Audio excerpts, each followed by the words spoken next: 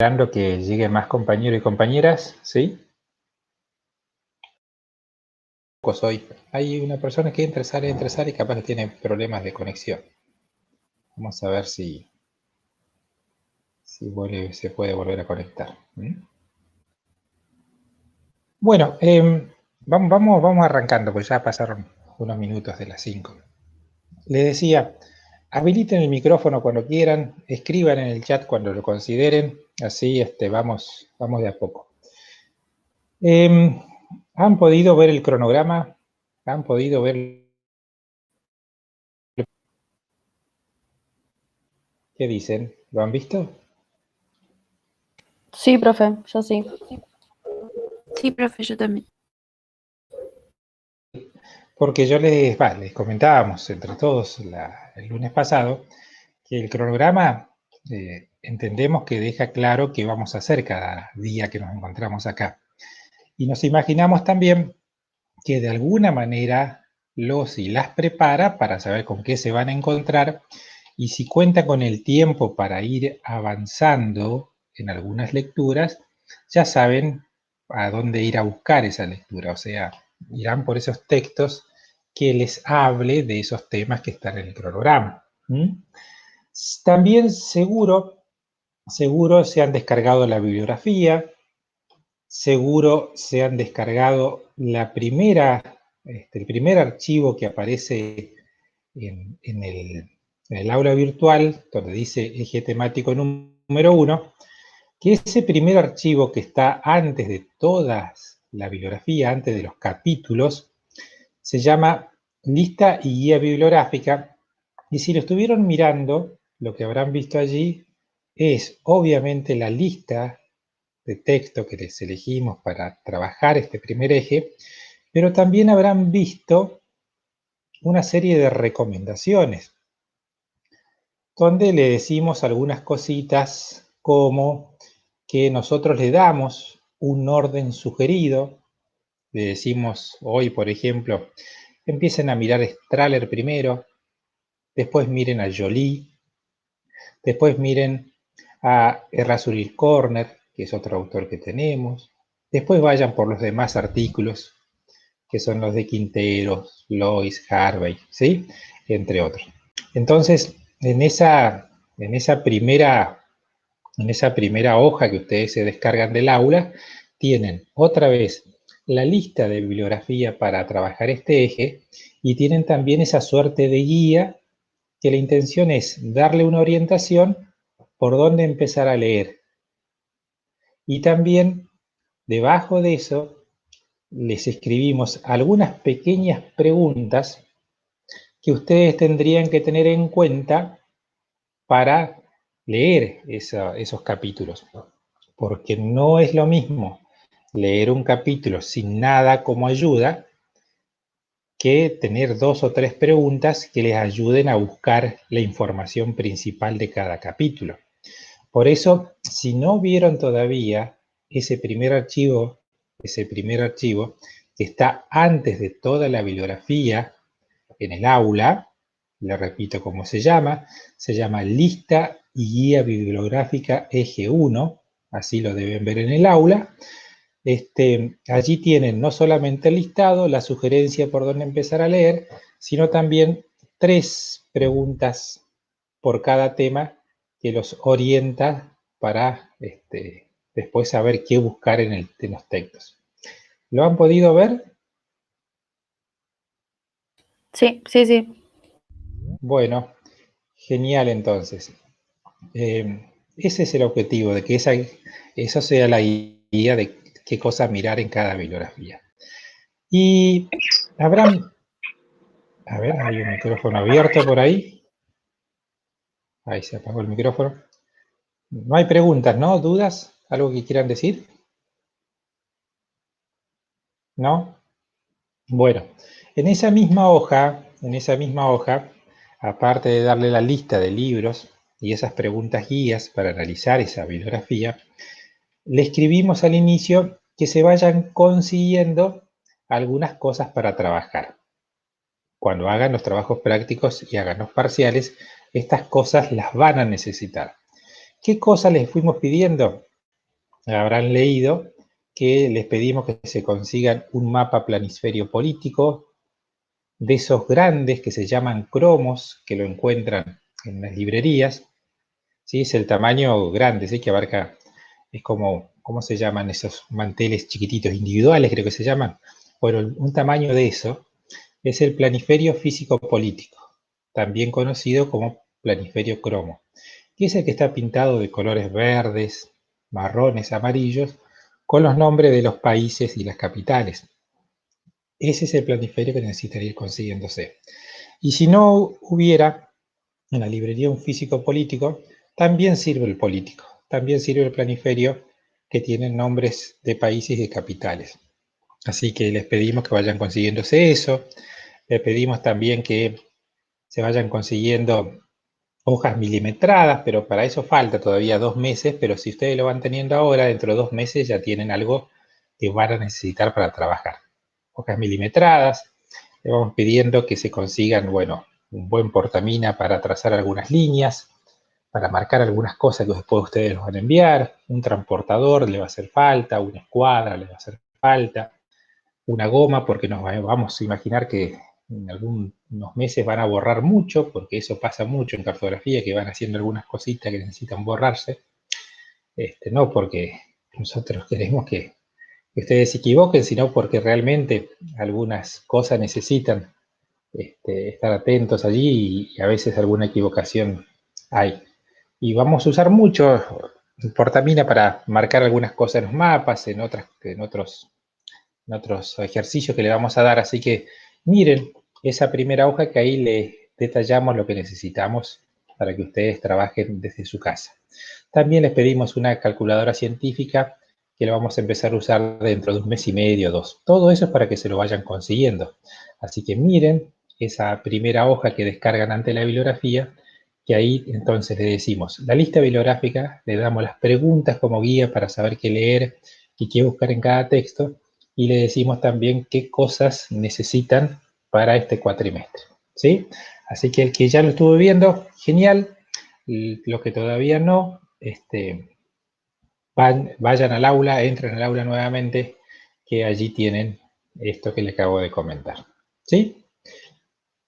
Bueno, avanzamos un poquito entonces sobre esto que venimos diciendo y sobre lo que contamos la clase pasada, que era forma de trabajar, horarios, la promoción, el cursado.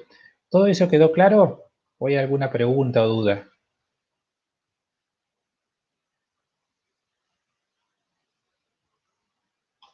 ¿No? Por mi parte no, profe.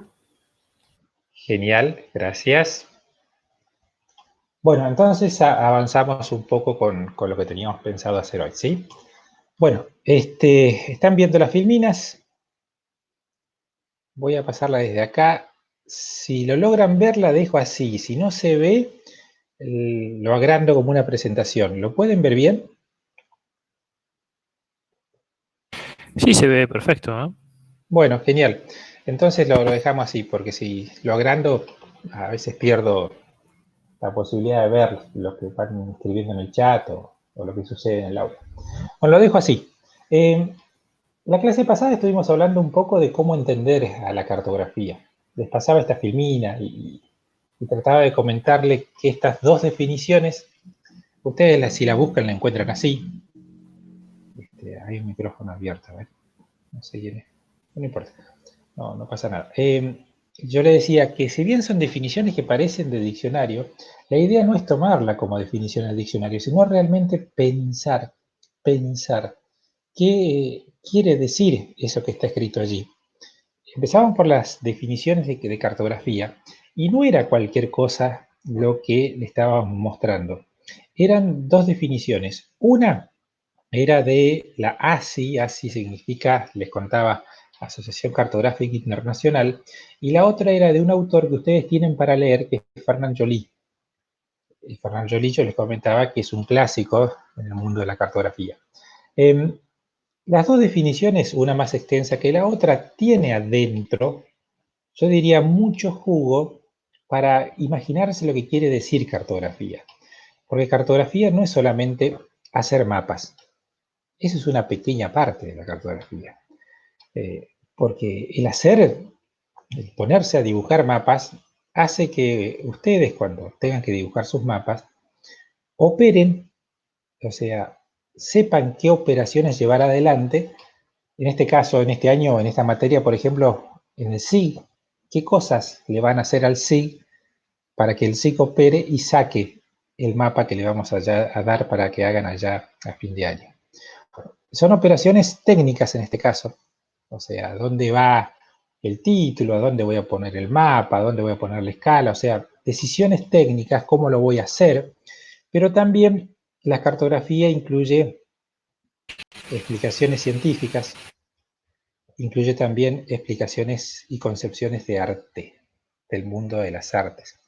Nosotros tratamos de que los mapas que hacen uno y que hacen otros no se parezcan, sino buscamos que cada uno ponga su creatividad, las formas de trabajar, no sé, usen los colores, usen otras técnicas visuales que le dé su personalidad a los mapas que ustedes hacen. Entonces, no es solamente técnica, no es apretar botoncitos, no es, si lo hiciéramos a mano, medir con reglas, con transportador, con escuadra, con lo que sea, lo que voy dibujando en la hoja. Es eso, pero también es tener presente lo que se llaman las variables visuales, colores, líneas, tamaños, texturas, qué cosa voy a poner en juego al momento de dibujar mapas. Entonces, técnica, sí, pero también arte. Y también entender explicaciones científicas. A ver, es ciencia estudiar para hacer un mapa, volcar en un mapa el resultado de una investigación. Es ciencia. O si no, uso mapas para explicar otra cosa y están haciendo ciencia. Es decir, cartografía incluye técnicas, claro, el mundo de las artes, claro, y el mundo de las operaciones o pensamientos o percepciones científicas también. Y yo le decía, fíjese que estamos acá girando en esa definición de la Asociación Cartográfica Internacional. Todo eso que le estoy comentando lo podemos hacer porque hacemos trabajos de campo, salimos, observamos y hacemos mapas, salimos con el GPS a medir, a hacer trabajos de campo, pero también lo podemos hacer a partir de otros mapas ya hechos o de incluso documentos escritos que después transformo en mapas. Es decir, los mapas salen de ahí, son el resultado de, como decía la asociación, de observaciones directas o de exploración documental. Y allí saldrán diferentes formas de mapas que dependerá de todo esto que le acabo de comentar recién. Por eso también le hemos puesto la definición de Joly, donde otra vez aparece la palabra arte, aparece el trazar, que sería la operación técnica, la composición, que tiene que también que ver con la cuestión técnica, incluso científica. Pero la cartografía no arranca cuando uno ya empezó a dibujar mapas o a leer mapas, sino arranca mucho antes, cuando uno analiza, si estoy dibujando el mapa, cómo pienso hacer ese mapa, y si estoy analizando un mapa, estudiando un mapa que ya tiene sus años, pienso cómo ese mapa se hizo. Porque la cartografía es eso, estudiar la concepción, no solamente el hacer los mapas. Y también a eso hay que agregarle la concepción, o sea, cómo se piensa, cómo se hace y se compone, pero también cómo se difunde. Ahí estábamos charlando el lunes pasado cuando trataba de contarle qué es cartografía. ¿Sí? ¿Qué es cartografía? Fíjense que incluye varias cosas, no es solamente el hecho de hacer algún que otro mapa. ¿Me puede explicar? Sí, profe, perfecto. Sí, profe. Bueno, genial. Ustedes, bueno, tienen en la bibliografía, recién les mencionaba un autor, que si no mal recuerdo es el número, sería el tercer archivo que está en el aula, que es el de Errázuriz Corner. Es un libro muy viejito, es del año 1988, pero nosotros lo elegimos como varios grupitos de páginas. Le elegimos de la página 15 a la 19, un grupito, le elegimos de la 24 a la 45, otro grupito de páginas de ese libro, y después le pusimos 5 páginas más, que eran de la 61 a la 66, donde había otro grupito de páginas que quisiéramos que mire. Bueno, en este libro, Errázuriz Corner, que es una autora, lo que hace ella es hablarle sobre la cartografía y las funciones que tiene la cartografía. O sea, ¿para qué existe la cartografía? O sea, tratar de demostrar qué hace esta ciencia, ¿no? ¿Para qué se utiliza? Los objetivos, si se quiere, de la cartografía, las funciones.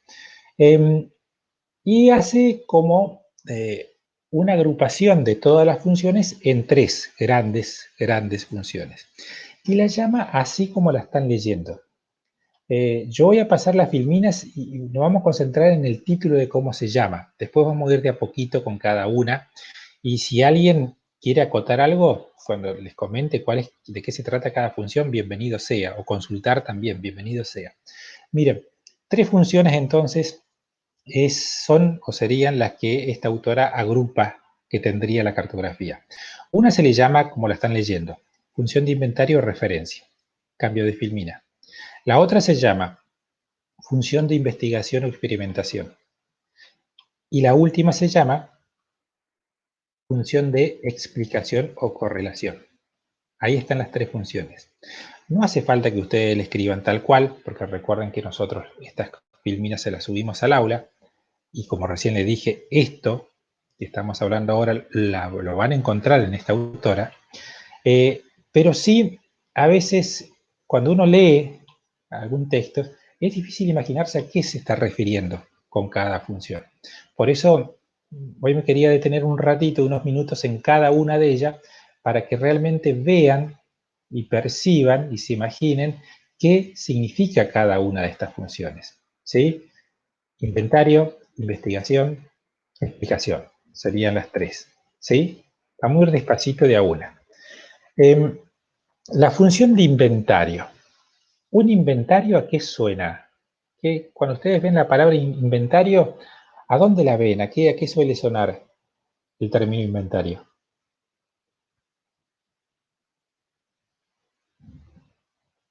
Como una cierta cantidad de datos. Bien, bien. ¿Quién habló? ¿Ivana? No, ¿quién fue? Sí.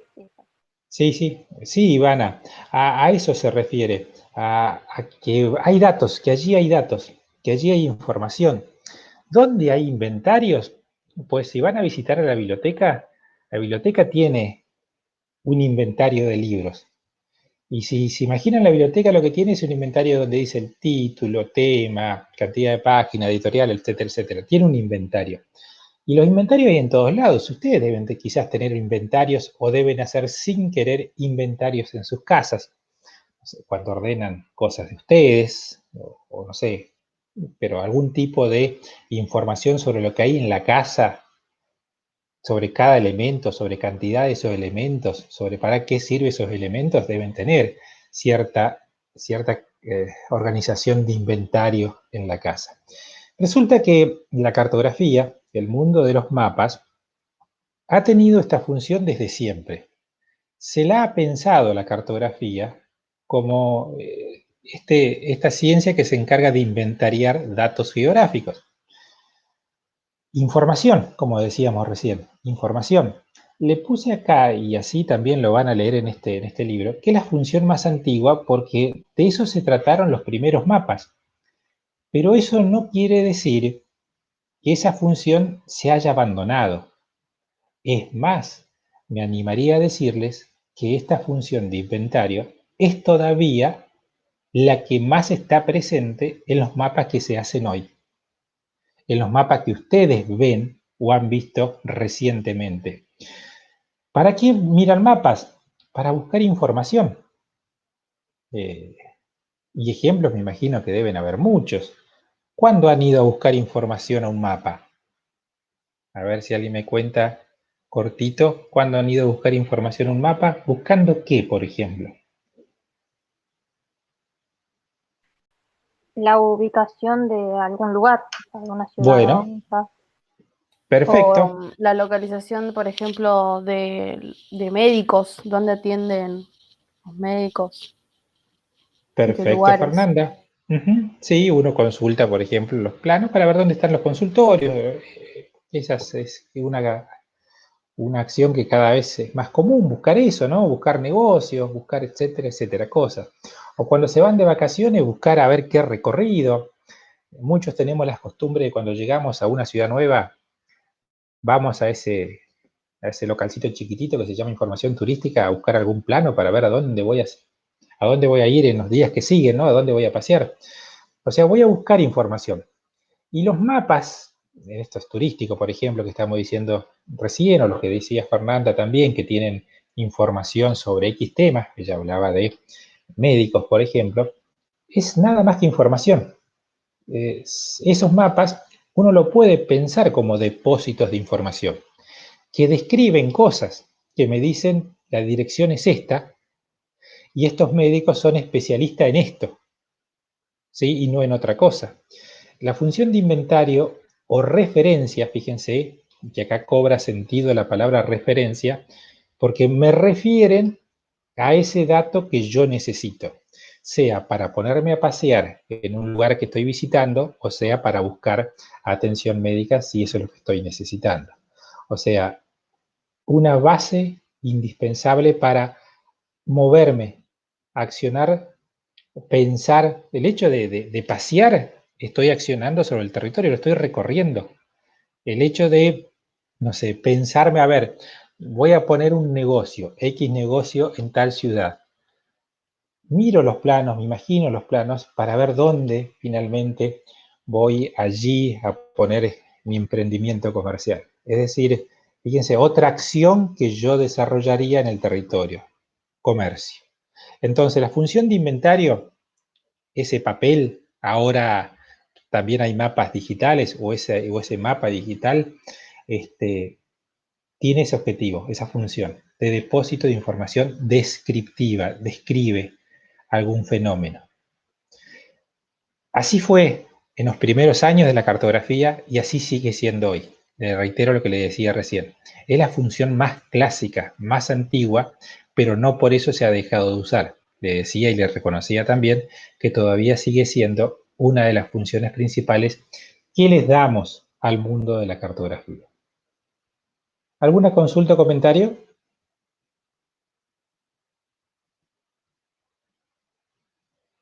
¿No? No, por mi parte no, profe. O sea, Bueno, por eso allí también tienen esto, que los fenómenos, los elementos, está todo localizado, está todo señalado, ¿sí? Está clasificado dentro de los mapas. ¿Mm? Función de inventario o referencia, cuando ustedes lo lean en esta autora, se refiere a esto que le acabamos de comentar. ¿Mm? Vamos a la segunda función. En la segunda función nos dicen que las cartografías, los mapas, se suelen utilizar para investigar, no sé, un problema, un proceso, algo que haya sucedido, o investigar sobre algún actor social. La función de investigación es eso, la cartografía es la base sobre la cual yo ejecuto una investigación.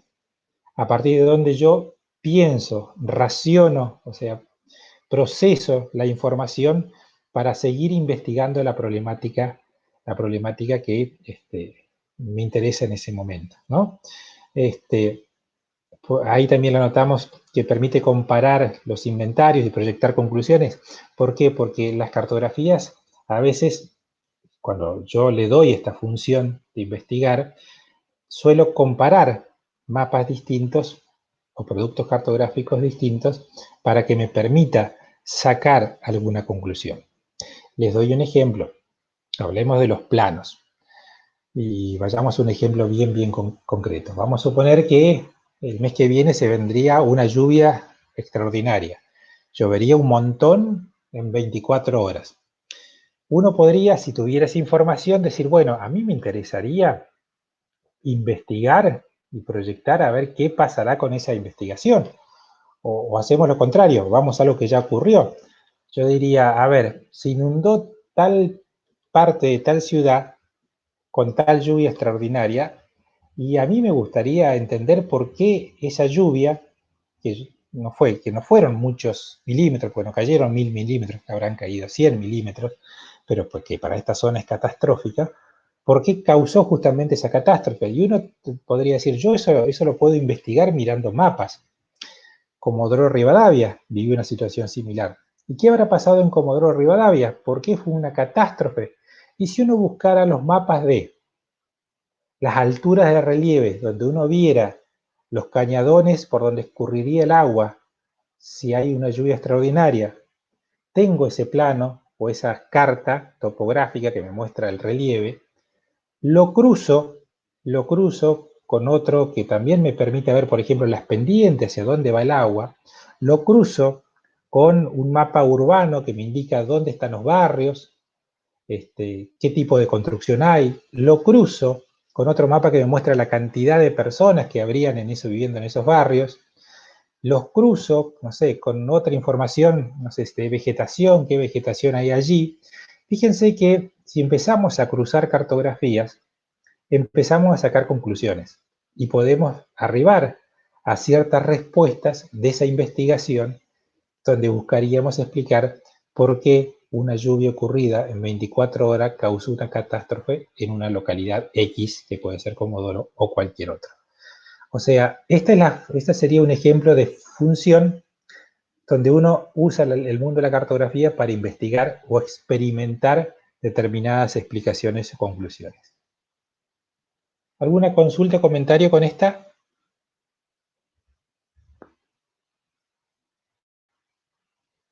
No, profe, por ahora no. No hay ninguna. Bueno, vamos entonces a la tercera y última función.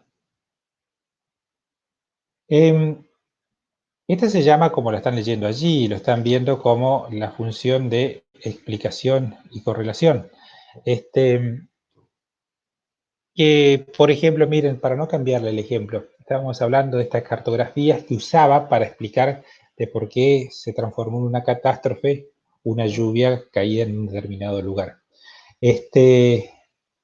Uno puede pensar que después de investigar todo eso, puedo hacer una cartografía que muestre el riesgo de determinadas zonas de una ciudad ante futuros nuevos eventos de lluvia, ante futuros nuevos eventos de lluvia. Y lo que uno estaría haciendo es buscando a ver cómo hacen esa cartografía, donde ustedes difunden, en este caso, zonas de riesgos que ustedes mismos establecen después de haber analizado toda la demás cartografía. Y entonces pensarán a ver cómo van a crear ese mapa, cómo van a crear ese plano, si fuera un plano, donde ustedes muestren todo lo que han relacionado mientras analizaban los otros mapas, todo lo que han razonado mientras analizaban los otros mapas, y buscarán difundir ese mapa donde ustedes están mostrando ahora algo que no había hecho, que era un plano de riesgo sobre futuras nuevas lluvias. Entonces, están usando al mundo de la cartografía allí para explicar algunos fenómenos que pueden llegar a ocurrir o que ya han ocurrido.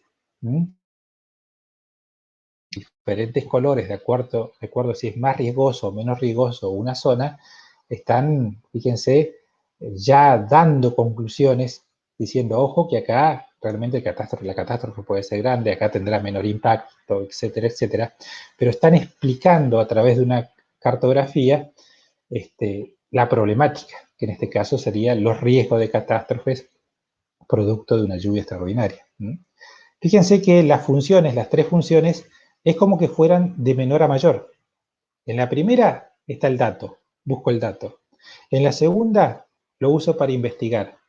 Y en la tercera función lo que busco es explicar, que los demás entiendan relaciones que ocurren en el territorio y puedan allí analizar esas variables, que uno mire eso y entiendan las conclusiones que sintetizó el autor o los autores de esa cartografía. ¿Consultas, comentarios?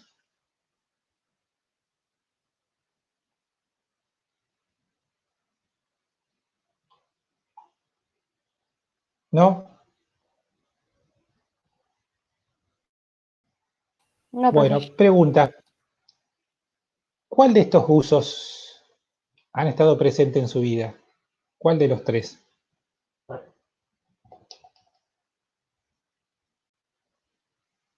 Cuando han usado mapas, ¿para qué lo han usado? ¿Para explicar cosas? ¿Para investigar cosas? ¿Para buscar datos? ¿Para qué han utilizado mapas antes de llegar a cartografía?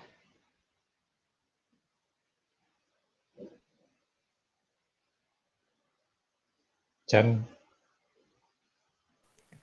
Y de mi Para... parte, para buscar datos, para buscar lugares y para buscar en qué hay en los lugares también. Bien, perfecto. O sea, has usado con esa función de inventario, ¿sí? Con esa idea de inventario de la cartografía. Está bien.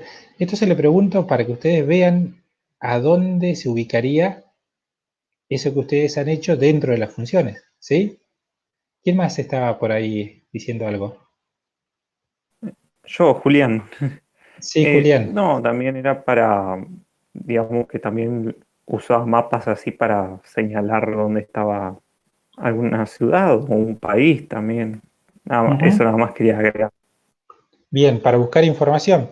Miren, ustedes como futuros geógrafas y geógrafos se van a dedicar al mundo de la docencia o la investigación. En algún momento espero que tengan la necesidad de hacer un mapa. Y cuando tengan la necesidad de hacer su propio mapa, no piensen esos mapas, o lo pueden hacer si esa es su intención, como un mapa que va a mostrar simplemente información, sino también tengan la certeza de que los mapas no solamente pueden comunicar información, pueden mostrar conclusiones de investigaciones ya hechas. Insisto, porque ustedes salieron a trabajar a campo o porque usaron información de otros mapas. Entonces, lo que tratamos con esto que le estamos comentando es eso. La cartografía no tendría que ser solo un lugar de inventario. Va mucho más allá de los inventarios, porque de hecho es solamente una de las tres principales funciones que tendría. Eso era un poco la conclusión de contarles cuáles son las funciones de la cartografía, cosa que después la van a volver a leer cuando vaya a la bibliografía. ¿Sí? ¿Se pudo entender esto? Sí, sí, sí. Genial, gracias. Bueno, miren, hoy también queríamos aprovechar este encuentro para tratar de contarle un poco la historia de la cartografía o la historia de los mapas. Para descubrir varias cosas, ojalá que descubran varias cosas, y si hay alguna cuestión en particular que les interese más preguntar y charlar, lo podemos hacer también hoy. Miren, la historia de la cartografía es realmente larga, es larga. En alguno de los libros que ustedes van a leer, incluso van a leer esto, que la cartografía es incluso anterior a la escritura. Anterior a la escritura. Y si se acuerdan algo del secundario, la invención de la escritura marca el origen de qué. ¿Alguien recuerda algo de haber estudiado en historia? ¿Por qué el origen de la escritura es tan importante? Sí. Sí. ¿Quién hablaba por allí? No, que vos lo que preguntabas, Walter, era ¿qué dio inicio la escritura, no? Habrá sido el inicio de la edad antigua. Sí, el inicio de la historia misma. La historia, el periodo histórico de la humanidad se inicia con la escritura, en el momento que se puede dejar registrado en escrito justamente las historias anteriores, ¿no? Las memorias. Entonces la escritura da origen a la historia. Todos los tiempos anteriores a la escritura es el periodo prehistórico, la prehistoria, como lo ven por ahí en el secundario. Entonces lo que les estoy contando es esto, que el origen de la cartografía es prehistórico, es anterior a la escritura. Y Entonces uno tendría que imaginarse que si es tan antiguo el origen de la cartografía, habría un montón para estudiar y decir de la historia misma de la cartografía. Como es tan grande la historia de la cartografía y, debo confesarle, tan poco conocida, porque de hecho si uno empezara a buscar, a ver, grandes científicos, grandes investigadores en Argentina, en América Latina, en el mundo occidental, son muy pocos los que se dedican a la historia de la cartografía, a explicar esto. Ahora sí hay mucha gente que se dedica a la historia de las letras, es más, lo dividen por era, etcétera, etcétera, por edades. Pero bueno, la historia de la cartografía es tremenda, es grande. Nosotros le elegimos a algunos autores que les hablan de la historia de la cartografía, se los menciono, porque esto que les voy a comentar en estos minutos lo van a volver a leer allí, que es el libro de Fernand Joly, La cartografía. La misma autora que les mencionaba recién, Errázuriz Corno, también habla de la historia de la cartografía, y estas cosas que les voy a contar, lo van a volver a leer allí. Nada más que en estos autores, por ahí está un poquito desordenado, porque ustedes si comparan a Joly con Errázuriz Corno, van a decir, pero acá me lo cuenta de una manera y acá me lo cuenta de otra. ¿Cómo lo entiendo? Uy, hay un micrófono prendido. Ahí estamos, a ver. ¿Quién tiene el micrófono prendido? Creo que se apagó, a ver. Sí, se apagó. Gracias. Entonces, como a veces se suele volver un poquito desordenado esto de entender cómo este autor me lo cuenta de una manera y este autor me lo cuenta de otra, lo que hicimos nosotros fue darle una opción para que organicen esa historia. Dijimos, bueno, como posiblemente lo vean muy desordenado, agarramos y vamos a ponerle momentos históricos. Momentos históricos. Y para eso es esta filmina. Ustedes ven allí como diferentes momentos históricos de la cartografía. Un primer momento es la prehistoria, o sea, los primeros datos de los primeros mapas. Esa sería la parte prehistórica. Luego hay un momento de la cartografía griega, porque los griegos hicieron muchísimo por la cartografía, y a los griegos nosotros entendemos que hay que entender, y en sus apuntes tendrían que tener cartografía griega y anotar esos 2, 3, 4 hitos griegos que aportaron a la cartografía. Luego vinieron los romanos, y los romanos también hicieron aporte a la cartografía. Luego empieza la Edad Media, donde hoy otro giro, hay otras cosas cartográficas dando vuelta. Después la Revolución Industrial, ahí le hemos puesto entre paréntesis los tiempos para que se ubiquen. También allí en la Edad Moderna, posterior a la Revolución Industrial, aparecen anterior a la Revolución Industrial, aparecen determinados avances cartográficos. Entrado ya el siglo XIX, empiezan a armarse los mapas que uno más conoce y que más tenemos en la mente y haber usado, hasta llegar al momento actual. Es decir, esto que le escribimos en esta filmina es solo a modo organizativo, para que ustedes puedan quizás incluir en alguno de estos momentos la información que ustedes van a ir encontrando en la bibliografía. ¿Se entiende? Porque esto no lo van a encontrar así en los libros. Nosotros se los dimos así para que ustedes puedan organizar esa información histórica que hay en la bibliografía.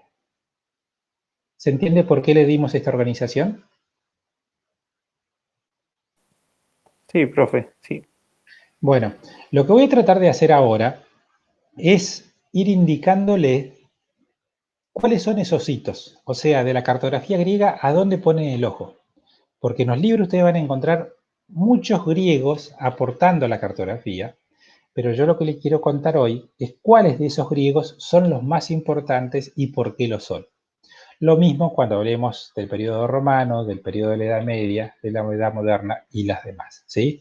O sea, ahora trataré de decirles cuáles son los principales y donde ustedes deberían prestar atención. ¿Les va a sobrar muchos? Sí, claro, les va a sobrar muchos, porque se imaginarán que en estos capítulos que les dejamos para leer, cuenta mucho más de esta larga historia cartográfica. Vamos a ir de a poquito, cualquier cosa me para. Miren, cuando hace 10 años, 15 años, empezábamos la clase de la historia de la cartografía en esta materia, allá en el 2011, vamos a suponer, en la misma universidad, en la misma carrera donde están ustedes, esta filmina no existía.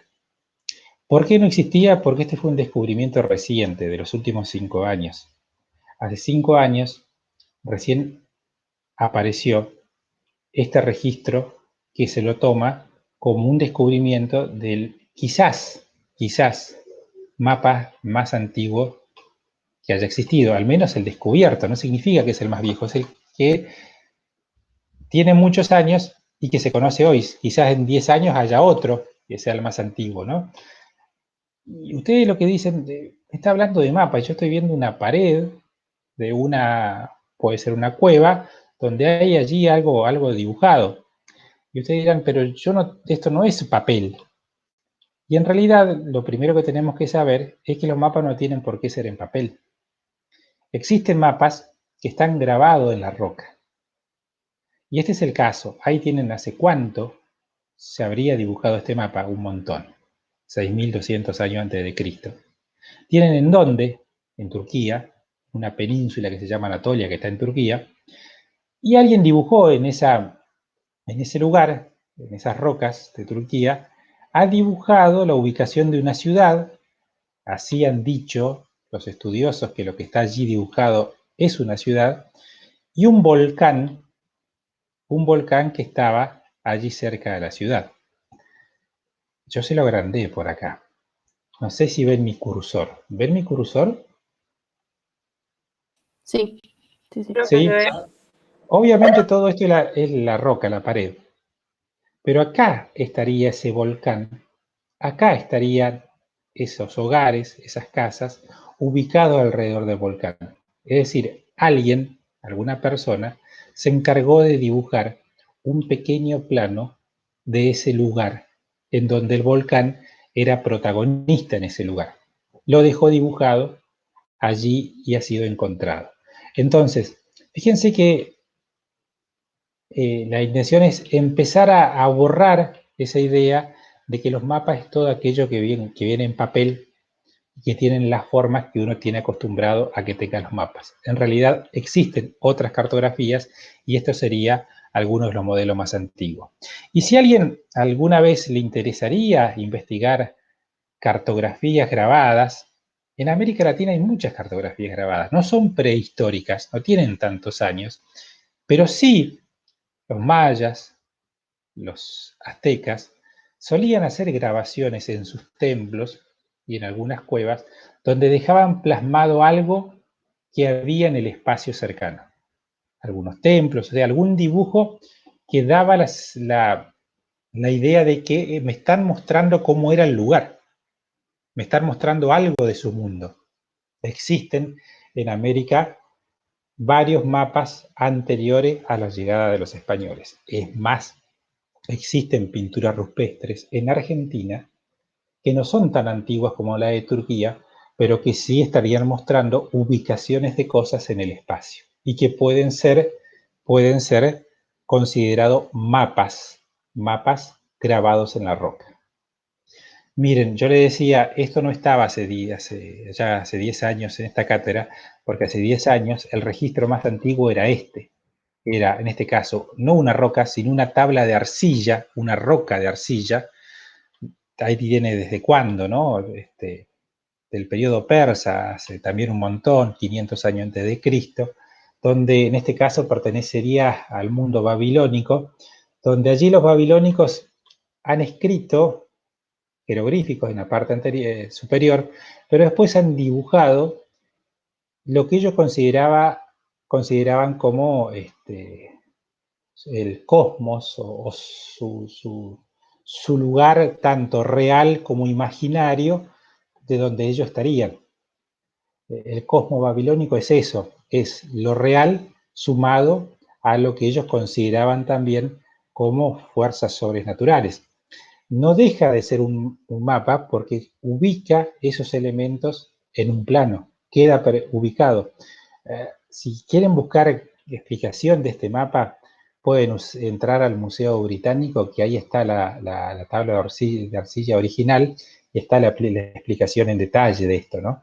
Pero fíjense que acá tenemos otra vez un registro que tiene, ya se acaba de transformar en el segundo, porque el primero tiene mucho más años que este babilónico, que hasta hace 10 años era considerado el más antiguo. ¿Vamos hasta allí?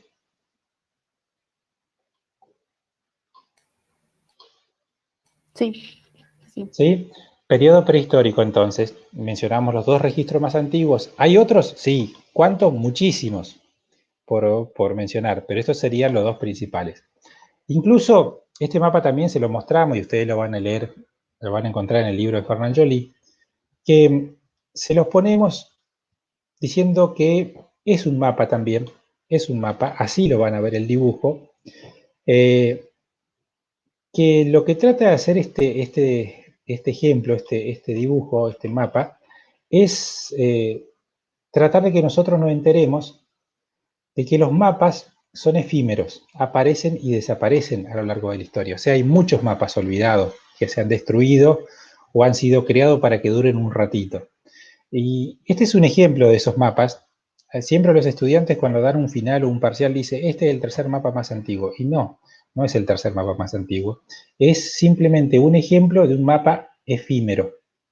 Un mapa hecho con técnicas muy rudimentarias por tribus que han habitado algunos rincones del mundo y que le han servido a las tribus. Y los que ya lo conocen, bueno, no le causa mucha curiosidad, pero los que no los conocen, la gran pregunta es, ¿y dónde está el mapa? Esa es la pregunta. Esto es una fotografía. ¿Y dónde está el mapa? Y lo que nosotros le decimos, y eso ustedes lo van a poder leer en la bibliografía, que esto es un mapa de rutas construido con cañas y caparazones marinos. Las cañas marcan las rutas y los caparazones marinos marcan lugares, que son islas. Este es el mapa de las Islas Marshall, creado por los nativos del lugar. Y nosotros le hemos puesto acá cómo sería un mapa dibujado de la manera que nosotros conocemos, vamos a llamarle tradicional entre comillas. Pondríamos cada puntito un nombre y después trazaríamos líneas para decir cómo pueden ir de una isla o de un lugar a otro. Podría ser esto un mapa en papel de esas islas que nos mostraba recién el mapa. Y como lo anterior era una fotografía, nosotros le mostramos también cómo se vería el mapa si algún día visitan las Islas Marshall y se compran este mapa de souvenir. Fíjense que no se parece en nada a una cartografía de la que nosotros conocemos. ¿Por qué? Porque es la forma que han tenido los nativos de las Islas Marshall de representar su espacio. Usando en este caso, fíjense, texturas, ni lápiz, ni papel, ni colores. Texturas de los elementos cercanos para poder construir una representación de su espacio. ¿Se entendió? ¿Consultas, comentarios?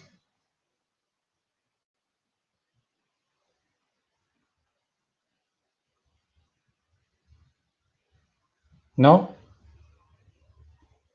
¿En el chat no hay nada? No, no hay nada. No, en el chat no hay nada. No. Perfecto, gracias. Bueno, entonces lo que queremos hacer con mostrarle esta imagen de este tipo de cartografías es comentarle que hay cartografías, primero, no reconocidas por nosotros como mapas, porque nosotros a nadie que no haya visto esto antes, para ninguna persona, si se lo muestra, no sé, a su hermano, a sus padres, a sus madres, a sus tíos, te dice, mira el mapa, lo más probable es decir, ¿qué me estás diciendo? Esto no es un mapa porque en nuestra cabeza, en nuestras historias, no tenemos la capacidad de reconocerlo como mapa, ¿no? Pero acá lo que estamos tratando de mostrar es que han habido cartografías que seguramente han desaparecido, que son formas totalmente distintas a la que nosotros estamos acostumbrados a reconocer a diario. Deben haber cientos de cartografías a descubrir, cientos de estilos de mapas a descubrir. Es más, insisto, recién hablaba de los grupos aborígenes que habitaban nuestro territorio. Es muy probable que hayan tenido sus propias representaciones cartográficas, porque si hay algo que caracteriza a gran parte de los grupos aborígenes que habitaron el territorio argentino, es que eran nómades, es que eran personas que se movilizaban de un lugar a otro. Entonces, tendrían que haber construido sus mapas para que esos movimientos se puedan hacer y nadie se equivoque de camino y puedan hacer lo que hacían, que era buscar los recursos naturales para sobrevivir. Tendrían sus formas de representar en el espacio. Quizás hoy no estén grabados en una piedra, o quizás sí lo estén. Quizás no tengan el tamaño de 1 metro por 1 metro que uno lo vean, sino pueden ser incluso mapas de mayor escala, quizás mapas que desde una distancia, desde un zoom más lejano, donde uno se aleja un poco del espacio, puede empezar a encontrar. Porque las cartografías no tienen por qué ser de tamaño reducido. Hay un poema re famoso de Borges que dice que la cartografía ideal es esa cartografía que llaman así, de 1 en 1. La cartografía más precisa es la que tiene una escala de 1 en 1. Y es una escala de 1 en 1, es un mapa del tamaño del espacio que representa. Es decir, el mapa perfecto del mundo sería el mapa que tiene el tamaño del mundo. Entonces, uno tiene que sacarse también de la cabeza la idea de que los mapas son de tamaños reducidos. ¿Sí? ¿Me puede explicar? Sí, profe. Bueno, avanzamos un poco más, dejamos entonces las primeras cartografías históricas con estos 2 registros y los dejo ahí pensando que seguramente deben haber muchas más, todavía algunas por investigar, y que en los años que siguen alguien se va a encargar de hablar de esas cartografías anteriores a las hechas en papel, y entramos un poco al mundo griego. En el mundo griego, en la cartografía griega, se van a empezar a encontrar con representantes, grandes representantes. Acá le vamos a mostrar y contar los principales. Uno de los principales tiene el nombre allí. Lo están viendo, Anaximandro de Mileto. Tienen el momento en que Anaximandro vivió, obviamente, en Grecia. Y a este pensador es importante porque en la historia de la cartografía se lo reconoce como el primer cartógrafo. No es poca cosa ser el primer cartógrafo en la historia del mundo occidental. Nos imaginamos que los chinos, los japoneses, los árabes tendrán lo suyo, pero en el mundo occidental es considerado el primer cartógrafo. Donde representa el mundo conocido. Recién le decía, ¿de dónde es este cartógrafo? ¿De dónde es? Grecia. De Grecia. Entonces, ¿qué va a representar él? ¿De qué se va a tratar uno de sus primeros mapas? De la ubicación de Grecia. ¿En dónde? En contexto de todo lo demás que se conocía. Va a ser un mapa incompleto, porque obviamente el conocimiento del mundo era incompleto. Va a ser un mapa que muestra algunas cosas como que de una manera errónea, si se quiere, porque, por ejemplo, no sé, lo que ustedes están viendo con el nombre Europa, sabemos hoy que esa no es la forma de Europa, no es toda la forma de Europa, y lo será así porque el conocimiento era incompleto, y sí quedará bien dibujado aquellos lugares a Grecia, por eso quizás Italia está tan bien dibujada, y el norte de Europa tan mal dibujado.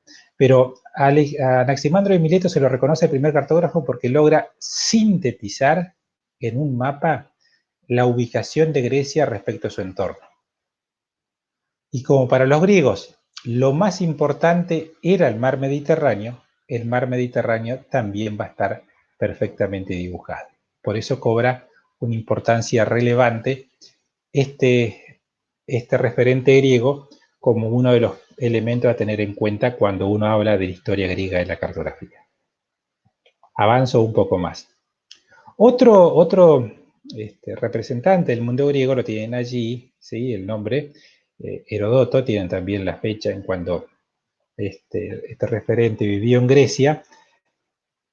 Hizo una cartografía nueva donde incorporó por primera vez, porque el anterior mapa no lo tenía, empezó por primera vez a ubicar otras cosas que el anterior mapa no lo tenía. Primeras cosas, un mayor conocimiento del territorio. Yo voy y vengo con los mapas para que vean la diferencia. Se nota, creo que un mayor conocimiento del territorio. Empieza a utilizar determinadas tramas o colores para dibujar, perdón, acá se me fue, para dibujar, pero la diferencia está en esto, que Anaximandro ponía su ojo y su importancia en Grecia y en la zona marítima, el mar Mediterráneo. Y Heródoto extiende la importancia a la zona continental. Las zonas continentales tienen mayor presencia de datos. Y los datos que más aparecen son cauces de ríos y zonas de relieve abrupto como son las montañas que ustedes ven allí. ¿Tienen datos erróneos? Claro que lo tienen. ¿Cuál ven, por ejemplo? Que hoy dicen, no, eso no es así en realidad. ¿Qué ven por allí? Que dicen, hoy estamos comprobando que eso no es cierto. ¿Ven algo?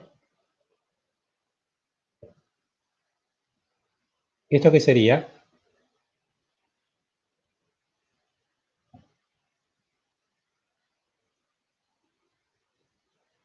¿Qué sería esto? A ver si alguien se anima. Acá está clarito lo que es esto, ¿no? Ahí que dice Europa. ¿Y esto qué sería?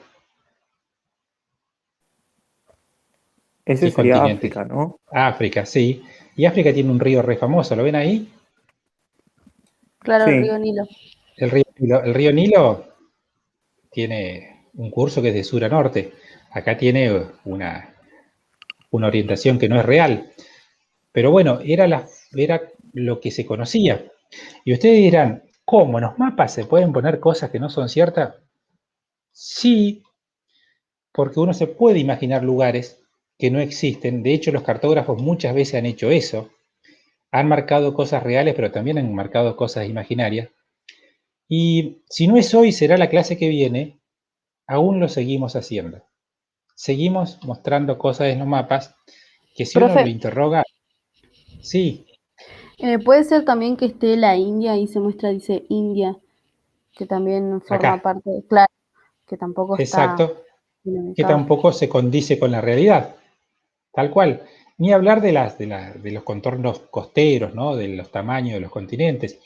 Pero insistimos, Herodoto lo que hace, se lo tomamos como un referente de la cartografía griega, porque le pone un mayor detalle al interior de los continentes, cuando los anteriores griegos se concentraban solo en la zona costera. Por eso lo traemos acá como un referente de la cartografía griega. ¿Sí? Aristóteles, está en toda Aristóteles, en la filosofía, en el mundo de las letras, en las ciencias políticas, y está en la cartografía. Los griegos tienen algo, si alguien se acuerda de haber estudiado historia griega, sabrán que los griegos se caracterizaban por ser grandes observadores de la realidad. Y observando la realidad, creaban explicaciones, teorías, ¿sí? Postulados sobre cómo eran las cosas. Observaban, pensaban y luego existían. Ese dicho lo conocen todos, ¿no? Y Aristóteles hizo sus aportes al mundo cartográfico en esas observaciones que hacían desde Atenas y otros lugares de Grecia. Y ustedes dirán, ¿qué aporte habrá hecho? Ustedes van a leer en Strahler, que es el primer capítulo que tienen, en las primeras páginas, que los primeros conocimientos de la Tierra se hicieron mediante observación. Y una de las primeras conclusiones que se arribó ya al mundo griego era sobre la posible esfericidad de la Tierra. Fíjense que eso no se comprueba hasta muy avanzado el siglo XV con los viajes españoles y portugueses, hasta la llegada de los viajes de Cristóbal Colón, pero sobre todo con el recorrido alrededor del mundo de Fernando de Magallanes, que es la prueba concreta de cierta esfericidad de la Tierra, los griegos lo dijeron mucho antes. Y antes del viaje de Colón, esa historia de que este marinero, para convencer que le den los recursos para sus embarcaciones, tuvo que convencer a los reyes para que le dé el dinero o los recursos para viajar. Primero tenía que convencer que la Tierra era esférica. Bueno, fíjense que los griegos mucho antes, ya habían escrito algunos postulados sobre el conocimiento terrestre y la esfericidad. Y ustedes van a leer allí que hay ejercicios muy simples de observación para comprobar este dato geográfico y cartográfico que es la esfericidad de la Tierra. ¿Qué uno observa? Y hay observaciones simples para comprobar que el lugar donde estamos tiene esta forma esférica. No sé, lo hacían los griegos y ustedes lo van a leer también. Van a la playa, un barco sale de puerto y si se va en línea recta, el barco desaparece, de a poquito, ¿o no? Primero desaparece la base del barco, después desaparece la mitad del barco hasta que desaparece la parte superior del barco. Eso lo ven, ¿no? Sí, sí, sí. ¿Y qué otro elemento tendría esa capacidad de mostrar ese comportamiento? Un mundo cuadrado no lo haría. Un mundo plano no lo haría. Tendría que ser una superficie esférica para que eso sea de esa manera. Y podríamos mencionar 2 o 3, igual ustedes lo van a leer allí en Strahler. No sé, el eclipse es el mejor ejemplo de la esfericidad de la Tierra, ¿no? Uno ve reflejada en la Luna la sombra de la Tierra. Y podríamos seguir mencionando comportamiento de los astros que hacen que también uno muestre o interprete que la Tierra es esférica. Es decir, con esto lo que le estoy diciendo es, los griegos hacen aportes también a empezar a reconocer lo que sería la superficie terrestre que después será representada. Hicieron los primeros aportes, nosotros les llamamos postulados, que explican datos cartográficos o datos geográficos, como es este caso, la esfericidad de la Tierra. ¿Me pude explicar? Sí, sí. Bueno, obviamente como todo el mundo griego también estaba atravesado por cuestiones de creencias, por eso allí lo teológico también estaba muy presente, el hecho de los dioses, etcétera, etcétera, y determinadas formas de entender sus realidades. Por eso van a leer por allí que teología y cartografía solía ir de la mano en el mundo griego. Miren, acá aparece otro representante, nosotros decimos importante cuando hablen de la historia griega, le decimos Eratóstenes, tienen que saber quién era Eratóstenes. Aparte de ser el padre de la geografía, fíjense hace cuántos años antes de Cristo, fue el primer registro de alguien que hace un mapa que incluye un elemento en el mapa que no estaba en los demás. A ver si miran el mapa y se dan cuenta cuál es ese elemento que no estaba en los otros mapas.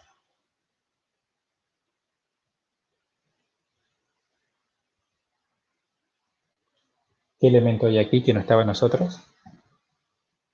Las coordenadas. Exacto, las líneas verticales y horizontales que están allí, gracias Fernanda. Las coordenadas geográficas. Eratóstenes lo que hace es trazar líneas horizontales y verticales que van a servir para ubicar los lugares.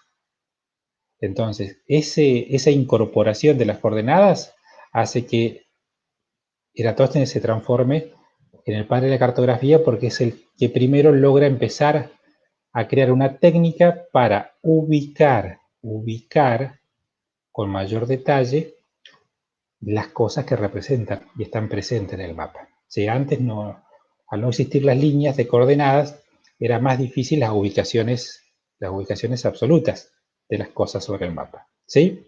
Así que Eratóstenes también a ponerle allí cierta ojo de importancia. Y si no fuera poco con eso, Eratóstenes también logra comprobar uno de los postulados a los cuales recién hacía referencia, que era la esfericidad de la Tierra, y le suma un dato no menor, que es el primer cálculo de la superficie terrestre que tengamos registro por estos lados del mundo. Logras calcular cuánto sería esa circunferencia terrestre. Y lo hace mediante observación. Esto lo van a leer también ustedes en la bibliografía, por eso lo resaltamos aquí. Miren, Eratóstenes. El ejercicio fue muy simple. Hizo esto.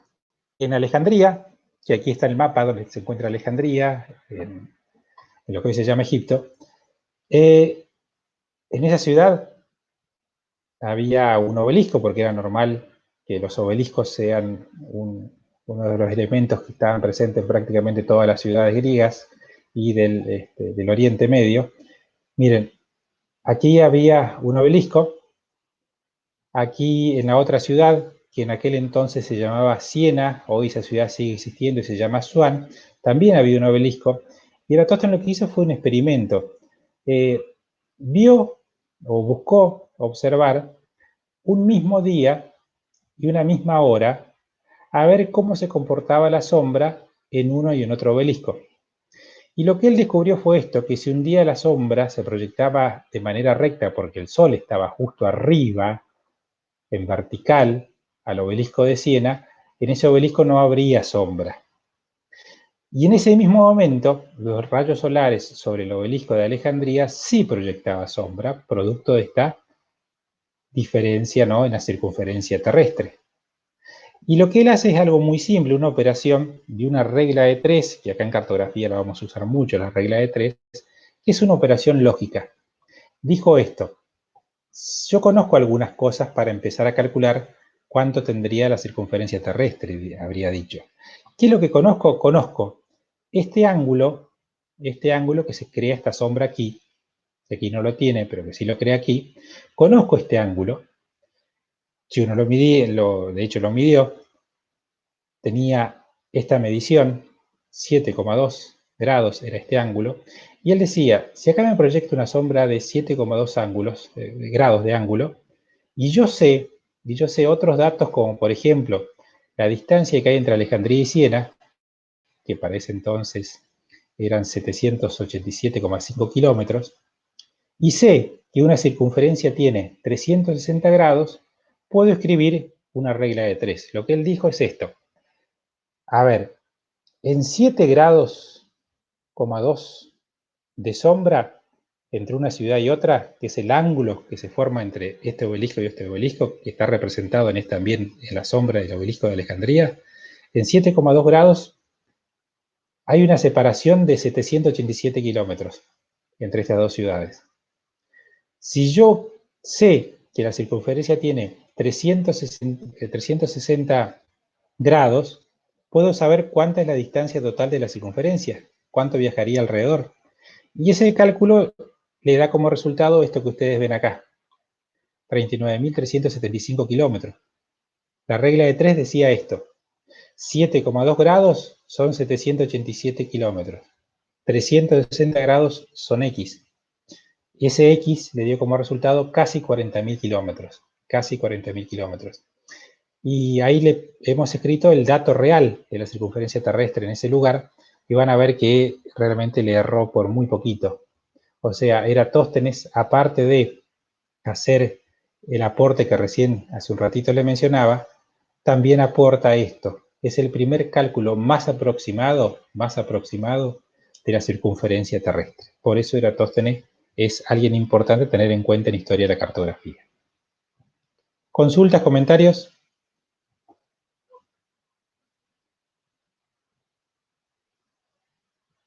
¿No? ¿Avanzamos un poquito más? Bueno, hasta ahora les conté sobre los datos de la cartografía prehistórica. Les conté algunos datos de la cartografía griega, con estos exponentes que recién les decía. Entramos un poquito al siguiente estadio. ¿Cuál era? Teníamos prehistoria, teníamos el mundo griego y teníamos ahora... ¿Alguien registró? Los romanos, perfecto. Resulta que el mundo de los romanos, en la época del Imperio Romano, también trabajaron un montón en la cartografía durante el Imperio Romano. Pero los romanos usaban las cartografías sobre todo para movilizar sus tropas, para dibujar caminos, dibujar canales, senderos para aprovisionar a sus ejércitos, etcétera, etcétera. Pero resulta que durante el Imperio Romano, los grandes avances de la cartografía se dieron en ese momento histórico, pero no fueron justamente romanos los que lo hicieron, sino acá tenemos dos representantes. Ahí están viendo a Estrabón, que es la primera imagen que le estoy marcando. Están viendo a Ptolomeo. Ahí tienen de qué momento estamos hablando, ¿no? Ahí justo en el nacimiento de Cristo, un año antes de Cristo. Acá estamos hablando de 100 años después de Cristo. Estas dos personas crean algo que todavía para esa época no era algo normal, no era cotidiano que se hagan, que eran obras cartográficas, documentos cartográficos, todos juntitos, mapas, todos juntitos. Hoy le llamamos atlas a esos documentos, ¿cierto?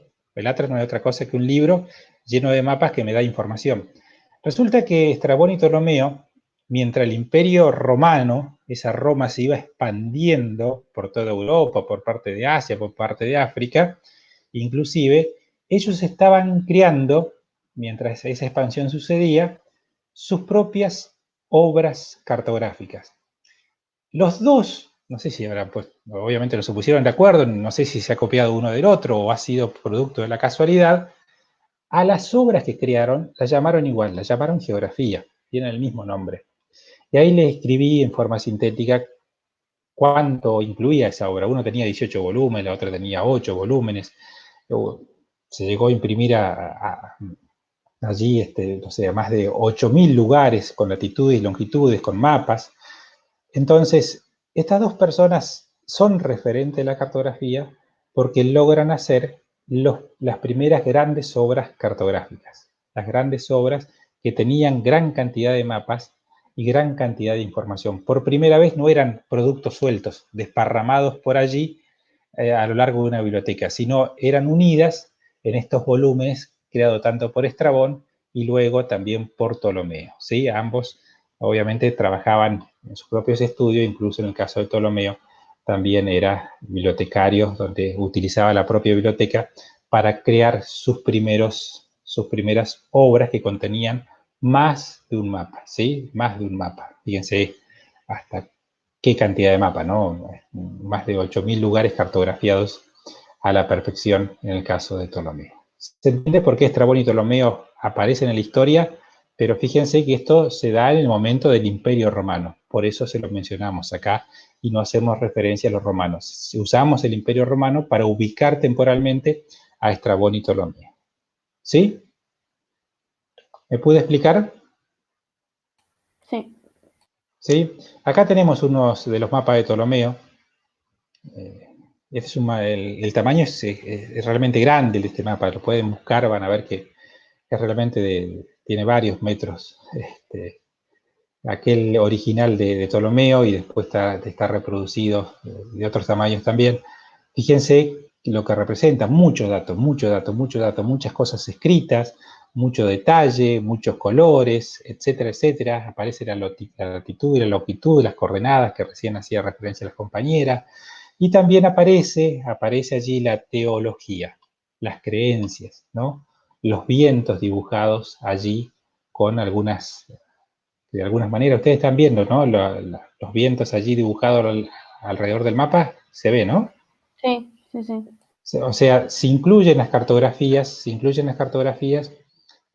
no solamente las cosas reales, sino también las cosas que hacían a las creencias que en ese entonces se manejaban en ese lugar del mundo, ¿sí? Entonces lo puse como ejemplo, lo van a poder leer en la bibliografía.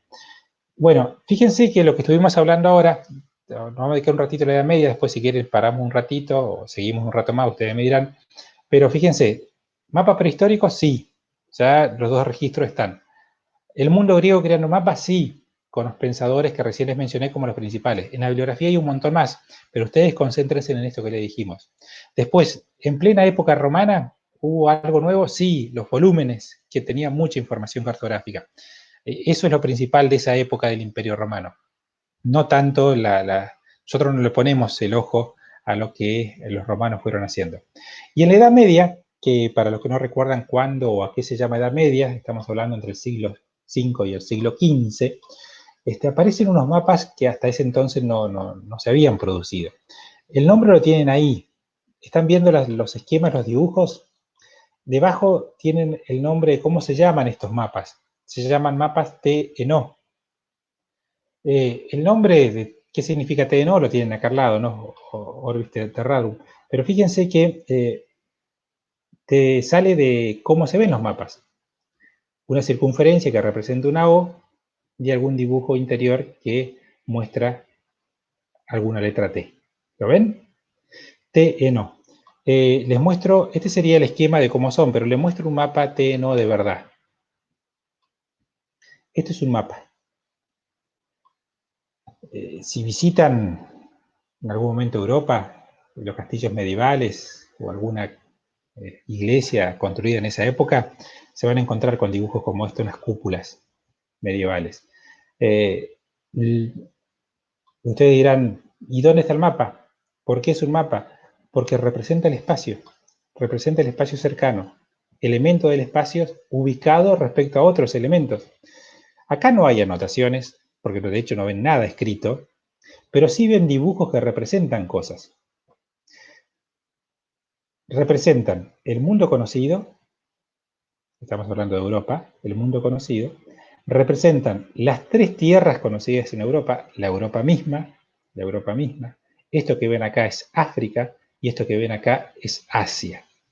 Lo raro de estos mapas, raros porque nosotros no solemos poner así a los continentes, porque nosotros solemos poner Europa, Asia lo ponemos a la derecha y África lo ponemos en la parte inferior, eso hacemos nosotros, ¿cierto? Estos mapas no se representaban con la ubicación de los continentes como lo manejamos ahora. Lo representaban de esta manera. Siempre el Asia en la parte superior, Europa en la parte izquierda y el África en la parte derecha. Divididos por el mar Mediterráneo, dividido por los otros mares, el mar interior, que son el Caspio, ¿sí? el mar Negro, dividido por el Golfo Pérsico, que está por aquí. Y acá están viendo lo que sería el relieve del lugar. Las montañas acá se ven claritos, ¿no? Las montañas presentes en Europa y también en África. Y acá están viendo las montañas del Asia, en este caso están viendo el Himalaya, la zona del Monte Everest, las ciudades que ellos sabían que existían en el continente indio, el Arca de Noé, que hay toda una historia que se localiza allí sobre el Himalaya, los castillos medievales, los castillos del mundo árabe.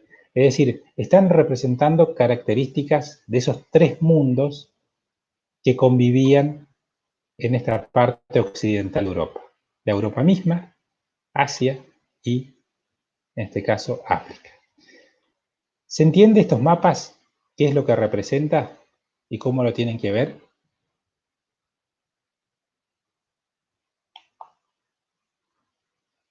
¿Consultas, preguntas? No, profe. ¿No? Bueno, le reitero, este es el esquema. Esto es un esquema. Y así se ven en la realidad. Así lo encuentran ustedes hoy hechos por ahí. ¿Sí? Bueno, llevamos 1 hora y 20 de clase. 1 hora y 20 de clase. ¿Hacemos de corrido hasta las 7 o hacemos un cortecito chiquitito y después seguimos? ¿Qué dicen?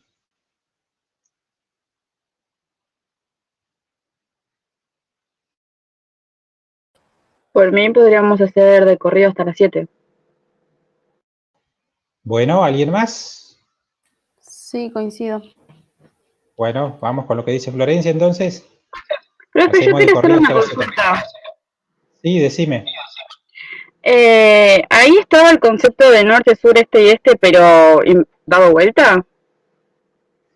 Es que en realidad lo que decimos y juzgamos, lo que está al derecho y lo que está al revés, somos nosotros. O sea, a nuestra práctica se nos da vuelta las cosas. Pero en cartografía no hay cosas al derecho y cosas al revés. En los mapas, insisto, no hay cosas que se dibujan de una manera y si lo dibujas de otra está mal. No hay derechos y reveses. Sí hay puntos cardinales, sí hay oeste, este, norte y sur, Pero no hay ninguna ley en el mundo, no hay ninguna ley que nos obliguen a nosotros a decir que el siempre tiene que estar a mi derecha. Nada más que nosotros lo que hemos tenido es el uso, y después vamos a charlar por qué, el uso de mapas y de cartografías que el mundo me lo han mostrado así. Pero vos podés hacer un mapa de la Argentina o de Chubut, donde la costa de Chubut, por ejemplo, quede mirando hacia la parte superior de la hoja. Si vos haces eso, hacia la derecha te va a quedar el sur, ¿o no? Pero eso no va a hacer que tu mapa esté hecho al revés. Los puntos cardinales van a seguir siendo los puntos cardinales, vas a seguir ubicando las cosas bien, porque de hecho lo que está al sur va a seguir estando al sur, la cordillera va a seguir estando al oeste, nada más lo que vos estás haciendo es ubicándolo de una manera no tradicional, de una manera que no lo habías ubicado. Los derechos y los reveses son concepciones que nosotros tenemos producto de cómo hemos trabajado los mapas hasta ahora. O sea, derecho y el revés es lo que nosotros mismos sentenciamos los mapas que están así, pero en realidad no hay nada que diga que tiene que estar así. ¿Me puede explicar? Profe, se entendió. Gracias. Sí. Ahora, te tengo que aclarar algo más. Te tengo que aclarar lo siguiente, que te vas a encontrar con profesores, de hecho te vas a encontrar con muchos profesores de geografía, con muchos geógrafos licenciados, con muchos técnicos, con muchos historiadores y con muchas personas, donde cuando vos presentes un mapa de esa manera, van a decir exactamente lo que vos dijiste, de que tu mapa está al revés. Incluso dirán algo más grave, dirán que tu mapa no está bien. Pero la intención acá también, a lo largo de este cuatrimestre, es tratar de contarles que los mapas no tienen arriba, abajo, ¿sí? No tienen derechos y no derechos, sino los mapas pueden ser representados de diferentes maneras, siempre y cuando esa manera que vos elijas para representar un mapa esté justificada, que vos lo hiciste así por algo, ¿sí? Ahora si alcanzamos, le voy a mostrar un ejemplo de alguien que hizo eso, y lo hizo por una razón. No lo hizo de manera casual, ni simplemente para mostrar que es un rebelde, sino porque realmente quería mostrar algo, ¿sí? Así que bienvenida a tu consulta. ¿Algún otro comentario o consulta?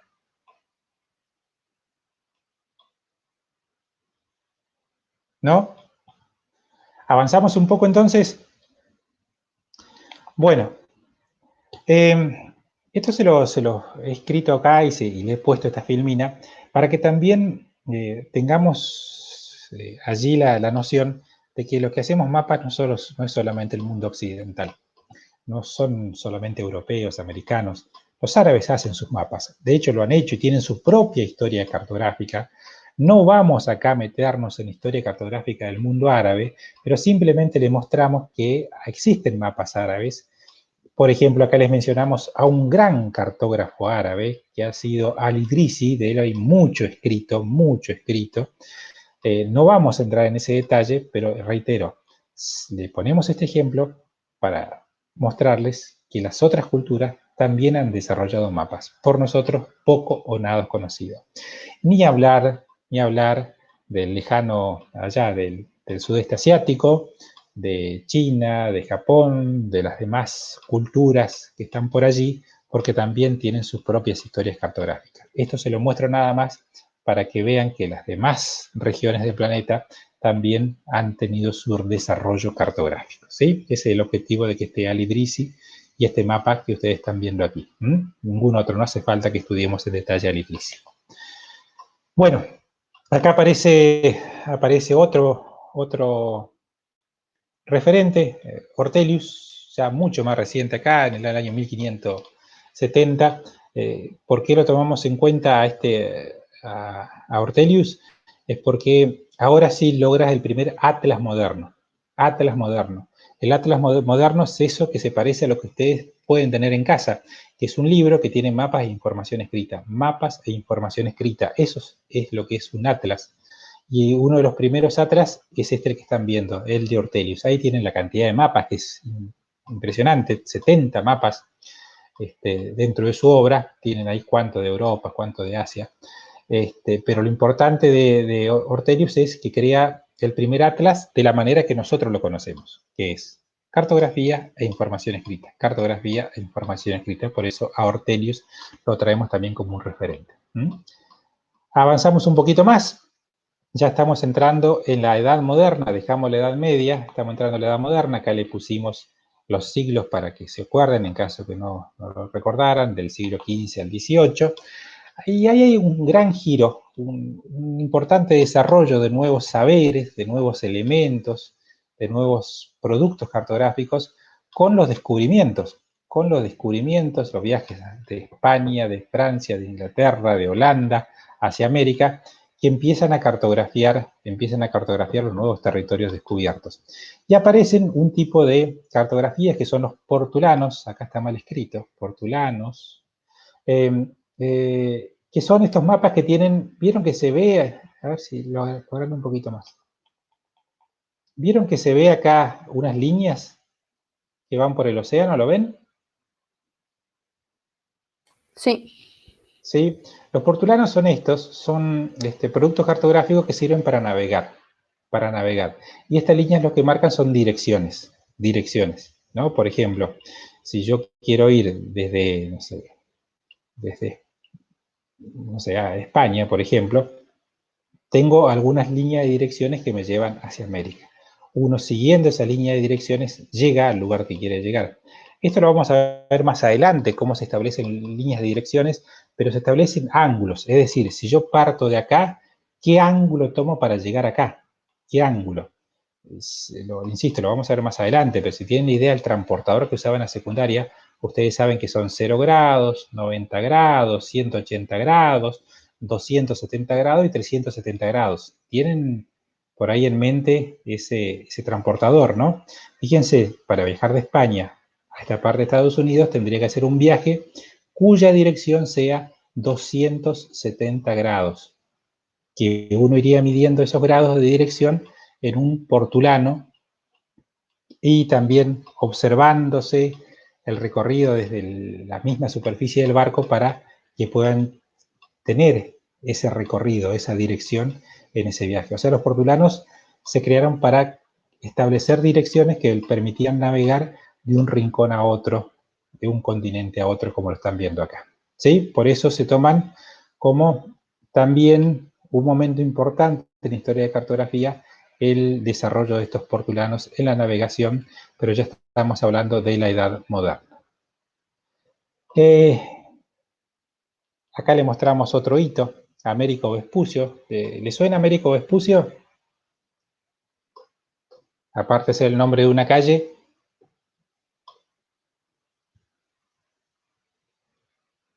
¿Lo han escuchado nombrar, Américo? ¿La persona que trazó el borde de América? Sí, Américo Vespucio era un cartógrafo, ¿verdad? Trazaba mapas.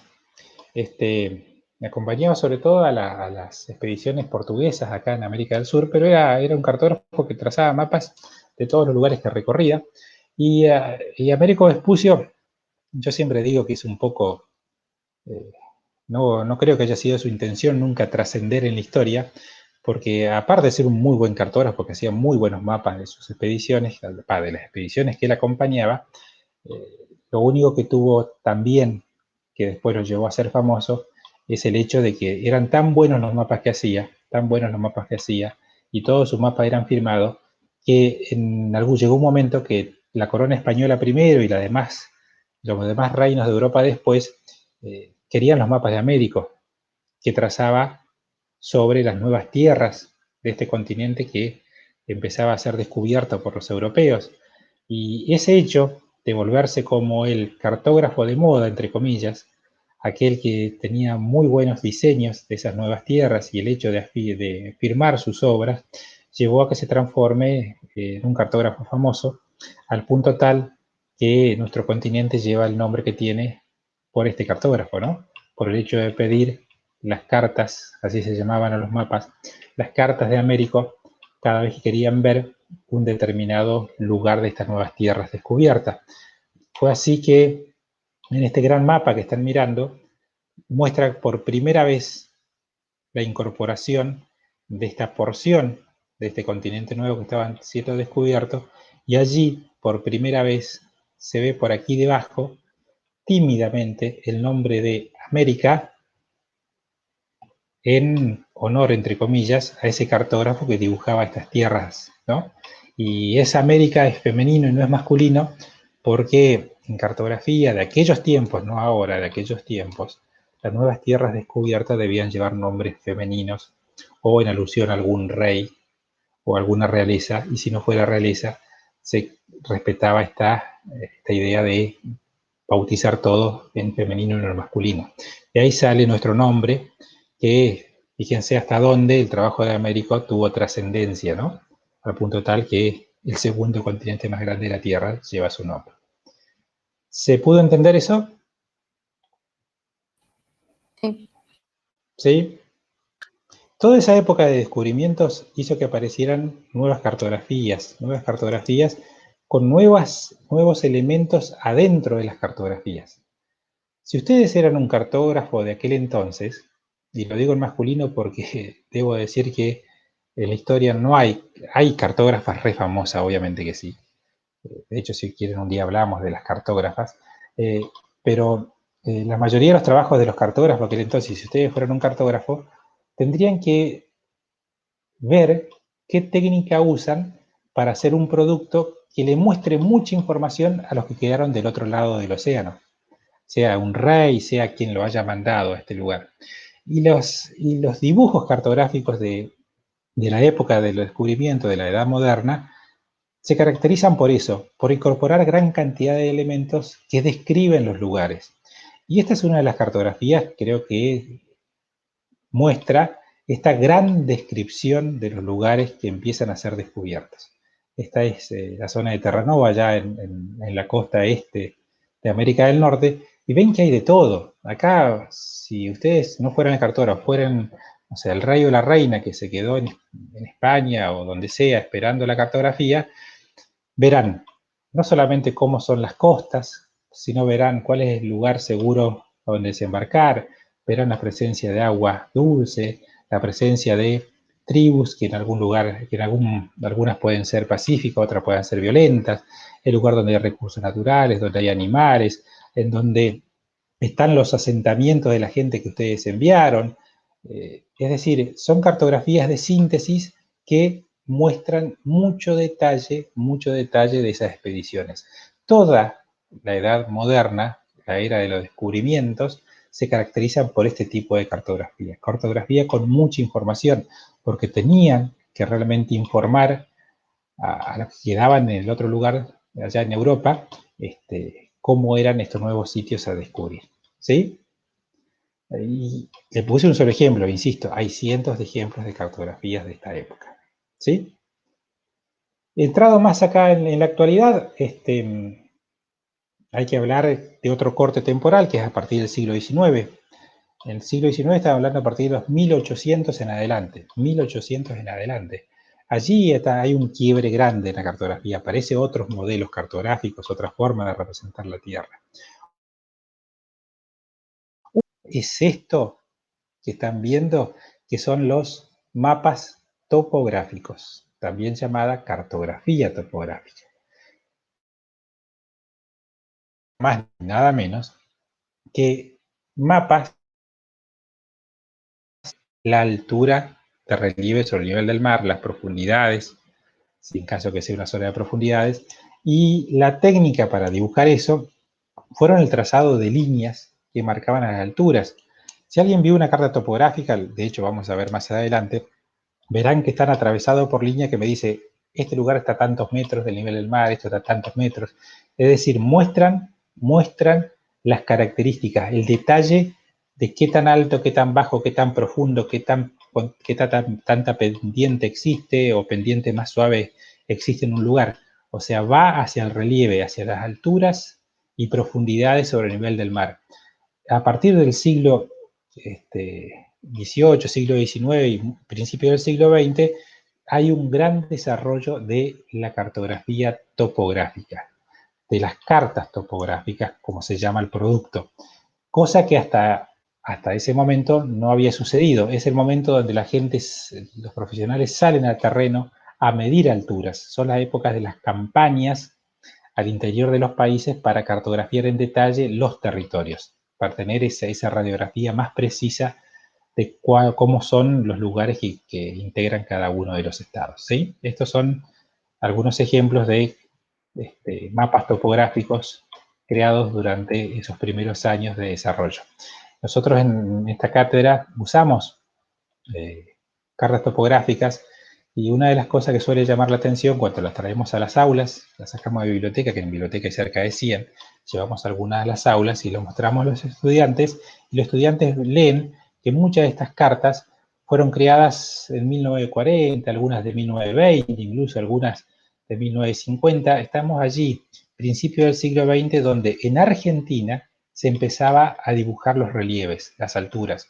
Y en otros lugares del mundo fue unos 100 años antes, pero no sale de allí. Es fin del siglo XIX, principio del XX, donde está el gran auge de esta nueva corriente cartográfica que es representar relieve, hacer cartas topográficas. Es como recorrer en grandes campañas los lugares para tener el detalle de cómo son los lugares, porque el objetivo era eso, tener el detalle de lo que era el territorio de cada país. ¿Me puede explicar? Sí, sí, sí. ¿Sí? Por eso la cartografía topográfica hay que tomarlo como otro hito en la historia de la cartografía, pero mucho más moderna. Y bueno, y acá tenemos ya mapas más conocidos por ustedes. Esto quizás sí, nadie tenga duda que es un mapa. Estamos entrando al mundo de los mapas temáticos, mapas que hablan de temas, por eso se llaman temáticos. Y hay mapas temáticos, deberían haber mapas temáticos infinitos. O sea, ¿qué cantidad es la que a ustedes se le ocurran? Porque pueden hacer tantos mapas como temas ocurran o se le cruce por la cabeza. Y como los temas que se le pueden ocurrir son infinitos, pueden haber también infinitos mapas. Lástima que por algunas razones que comentaremos en la clase que viene, los argentinos, ustedes y yo, si no nos ponemos a estudiar cartografía, jamás nos hubiésemos enterado de esas cosas. Creeríamos que los mapas serían de 2 o 3 tipos y no nos imaginaríamos que hay mapas de lo que se nos ocurra. ¿Será porque los argentinos hicimos poco mapas? Puede ser. ¿Será porque los mapas argentinos se parecen unos con otros? Puede ser. Recién la compañera decía esto de lo que está al revés. Se nos dificulta mucho pensar los mapas de otra manera, y sí, tiene que ver con eso con lo cual nos han educado respecto a qué hacer los mapas. Yo siempre cuento esto, que la maestra de primaria, cuando les mandaba a calcar mapas, si ustedes erraban un poquito el calco del mapa, iban a ser reprobados, lo iban a retar si uno se equivocaba y dibujaba mal un mapa. ¿Por qué? Porque parecía que los mapas tienen que representarse de una manera exacta, y que si uno lo dibuja de otra manera, está mal. De eso vamos a charlar la clase que viene, insisto. Pero los argentinos y las argentinas tenemos muy poca cultura cartográfica, muy poco conocimiento cartográfico. Por eso los mapas que ustedes conocen, ¿qué son? El mapa físico-político, como el que están viendo, que puede ser de Chubut, Argentina, América o el mundo. Pero estos mapas ustedes sí lo conocen, ¿cierto? Díganme sí o no. Sí, sí, sí. ¿Sí? Estos mapas temáticos, el físico-político lo conocen. Estos mapas ustedes lo conocen, mapas de regiones de la Argentina, de Chubut, del mundo. Lo conocen y te hablan de regiones. Podríamos llegar mapas de población, mapas económicos, de bloques económicos, mapas de cultivo, mapas de ciudades. Eso ustedes lo conocen. Ese es el mundo de la cartografía temática. Y lamento decirles que no conocemos ni el 1% del mundo de los mapas temáticos. Porque mapas hay de todos los estilos, de todos los colores, de todas las formas, de todos los tamaños. Nada más que nos hemos educado en un modelo de mapas, en dos modelitos de mapas, y nos es prácticamente imposible imaginarnos otros tipos de mapas. También lo conocemos. Planos. Acá tenemos un plano turístico de Machu Picchu que yo siempre lo muestro porque junta información de cómo es Machu Picchu, pero le agrega fotografías y algunos datos, ¿no? Allí, si no conocemos Machu Picchu, con este plano del lugar más o menos nos vamos a ubicar y saber qué encontramos. Si nos vamos para un lado, nos vamos para el otro. También conocemos esto. Hay mapas así, planos de Trelew, un mapa turístico de Chubut, es decir, también son conocidos este tipo de mapas turísticos, como le llamamos, ¿no? Pero hay otros mapas que yo este lo muestro y lo muestro todos los años, lo voy a seguir mostrando, porque son mapas que prácticamente no se ven, prácticamente en Argentina son inexistentes, y son mapas, a ver si lo agrando. ¿Se agrandó? Esperen un cachito. ¿Se Un puede hacer? cachito que vuelvo. ¿Sí? ¿Sí? ¿Alguien hablaba? Sí, se ve. Sí, sí, sí. Bueno, genial. Y que son mapas que son viejos. En realidad este mapa va a cumplir 20 años. Va a cumplir 20 años porque este mapa es del 2004. Y ya cuando dábamos cartografía hace 20 años, lo mostrábamos y decía, ¿qué es eso? ¿Qué es ese lío de colores, ese lío de líneas, ese lío de cosas que estoy viendo? ¿Mapa de qué es esto? Y hace 20 años, ahí tienen cuál es el tema de este mapa. El tema de este mapa lo están leyendo allí. ¿Qué están leyendo aquí? ¿Qué dice aquí? Alguien que lo lea, por favor. Velocidad media del viento y rosas de vientos anuales. Bueno, miren, lo he dicho durante 20 años en cartografía y lo seguiré diciendo hasta que finalmente pueda haber uno. Vivimos en provincia de Chubut. En los últimos 10 años el viento cada vez es más protagonista. De hecho, tenemos parques eólicos a nuestro alrededor, tenemos empresas eólicas que se harán ricas o no con este recurso, con el viento. Ahora, ¿alguien vio un mapa de Chubut de vientos? Hay uno solo hecho. ¿Y alguien lo vio? Díganme sí o no. No, yo no. Y acá la pregunta que uno se tiene que hacer. ¿Por qué en una provincia que vamos hacia una provincia productora de energía a partir del viento, no hay un mapa de esto? Que a nadie se le ocurrió hacer un mapa de viento. Tan difícil de hacer un mapa de viento. ¿Para qué hacer un mapa de viento? Y podríamos nombrar el viento y podríamos nombrar cualquier cosa que a ustedes se le ocurra, cualquier tema que a ustedes se le ocurra. Porque en realidad lo que estoy tratando de hacer es volverle a reiterar ahora con un ejemplo que los temas, por más raros que parezcan, pueden cartografiarse. Lo único que ustedes tienen que ir pensando es en cómo, cuáles son las técnicas, las herramientas para cartografiar esos temas.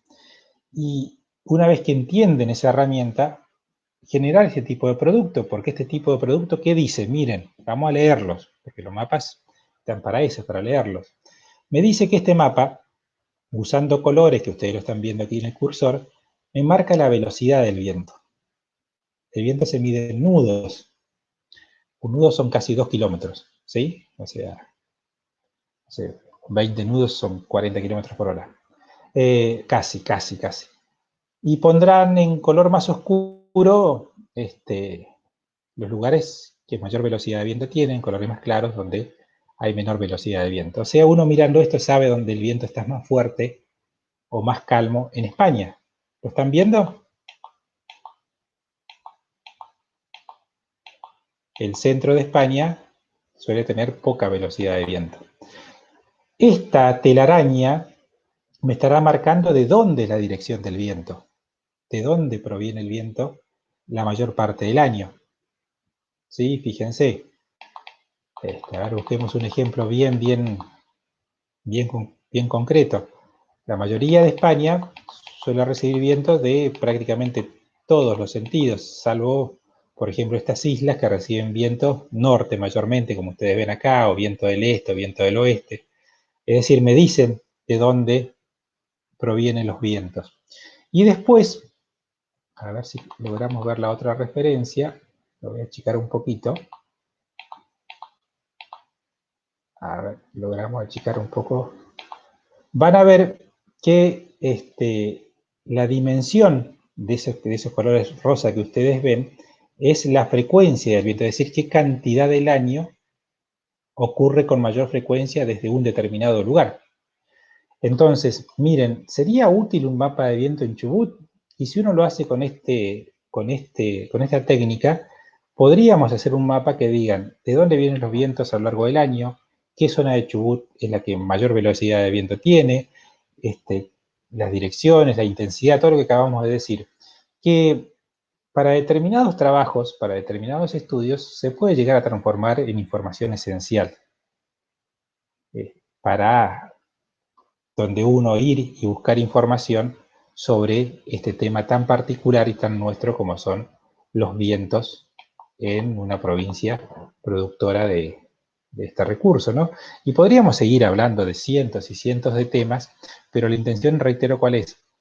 Empezar a pensar que la cartografía temática que se empieza a desarrollar, sobre todo a partir del siglo XX y mucho a partir del siglo XXI, todavía está por escribirse. Al menos acá, porque en Argentina hay muy poca producción de mapas temáticos. Sí hay esos mapas de temas reiterativos, insisto. Mapa de población, mapa de economía, mapa de ciudades, mapas de lo que ustedes ya conocen, que usaron en el colegio seguramente, y pareciera que de otros temas no pudieran ser mapas.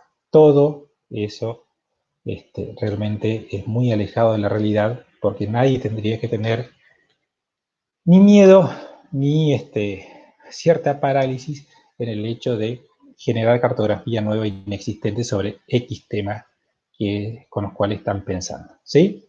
A ver, alguien que me diga, con esto vamos cerrando, temas que les interese a cada uno y pensemos a ver si realmente es posible hacer un mapa. A ver, ¿qué temas están en sus cabezas? ¿Qué temas les interesa de lo que han venido estudiando, lo que estudiarán prontamente? ¿Qué temas son los que más le atraen a ustedes?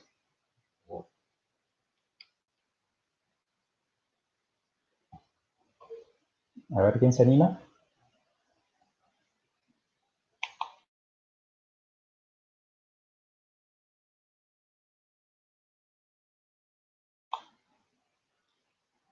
A ver, ¿alguien que se anime?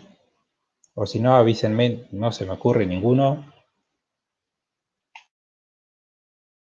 A mí se me ocurriría hacer un mapa temático en base a las religiones y ver la relación que tiene eso con el estilo de vida o en qué zonas predomina. Por ejemplo, está el pensamiento, bueno, al menos en mí, de que en el norte predomina el catolicismo, que también se asocia mucho que en el norte hay mucha pobreza. En cambio, con el sur no hay tanta religión y dentro de todo estamos mejor económicamente a comparación. Mapas de calidad de vida, mapas de religiones, obviamente que sí podemos hacer, mapas culturales podemos hacer. ¿Alguien más?